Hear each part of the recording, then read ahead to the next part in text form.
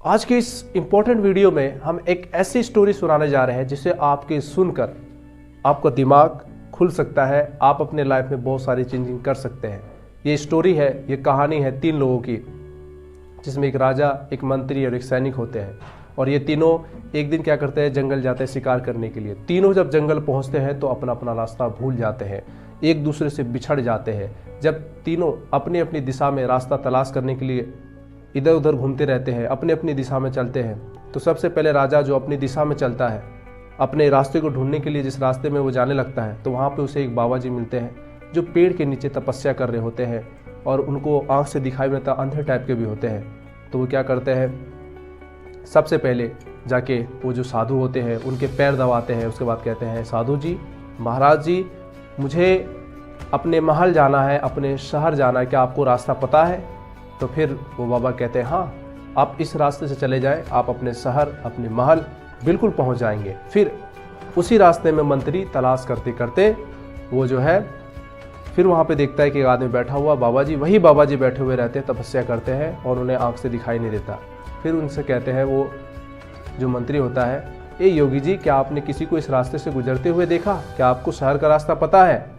तो फिर वो बाबा जी कहते हैं, हाँ, इस रास्ते से राजा गए हैं और इस रास्ते से अगर आप जाइएगा तो अपने महल और शहर भी पहुंच जाइएगा। फिर कुछ देर में उधर से जो है सैनिक भी आता है। सैनिक फिर जो देखता है वहाँ पे एक बाबा जी तपस्या कर रहे हैं, वो अंधे हैं, पेड़ के नीचे बैठे हैं। फिर वो जो उनसे सवाल करते हैं कि ओ बाबा जी, क्या आपको पता है इधर से कोई आदमी गुजरे हैं? क्या आपको पता है शहर का रास्ता किधर है? फिर वो कहते हैं, हाँ, इधर से अभी अभी राजा गए हैं, अभी अभी मंत्री गए हैं और शहर और महल का रास्ता भी इधर ही है। फिर वो तीनों एक जगह इकट्ठे होते हैं, तीनों एक जगह महल में मिलते हैं। उसके बाद कहते हैं, आपको रास्ता कौन बताया? फिर कहते हैं, बाबा जी।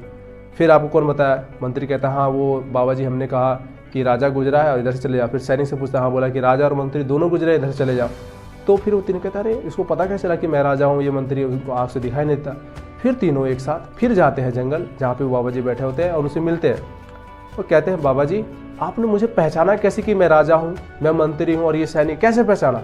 कहते, देखो, पहला जो आदमी आया था उसने मेरे पैर दबाया और मुझे साधु जी, महाराज जी कहा, तो उसके रवैये से मुझे लगा कि वो जो है राजा ही है। और दूसरा आदमी जो आया जिसने मुझे ए योगी जी बोला, तो उससे मुझे पता चला कि ये मंत्री ही है। और तीसरा जिसने मुझे आगे कहा, ओ बाबा जी, उसके बात और रवैये से मुझे पता चला कि वो सैनिक ही है। तो इससे मॉरल ऑफ द स्टोरी, इस कहानी से हमें ये सीख मिलती है कि अगर हमारा रवैया अच्छा है ना, तो इससे हमारा स्टैंडर्ड पहचाना जाता है, इससे हमारी वैल्यू बढ़ती है, इससे हमारे समाज में रेपुटेशन बढ़ता है। तो आज से हमें अपने अंदर एक टास्क लाना है, एक चेंजिंग लाना है कि हमें अपने रवैये को अच्छा करना है, चाहे बड़े से छोटे से। जब हमारा अच्छा संस्कार, हमारा अच्छा व्यवहार, अच्छा रवैया रहेगा तो हमारे स्टैंडर्ड बढ़ेगी और इससे आने वाले बच्चे, जनरेशन भी सुधरेंगे। गलत व्यवहार करके कुछ नहीं होगा। तो इसलिए अपने लाइफ में ये चेंजिंग लाए, हम अच्छे से रवैया करें जिससे हमारा स्टैंडर्ड पहचाना जाए। Thank you.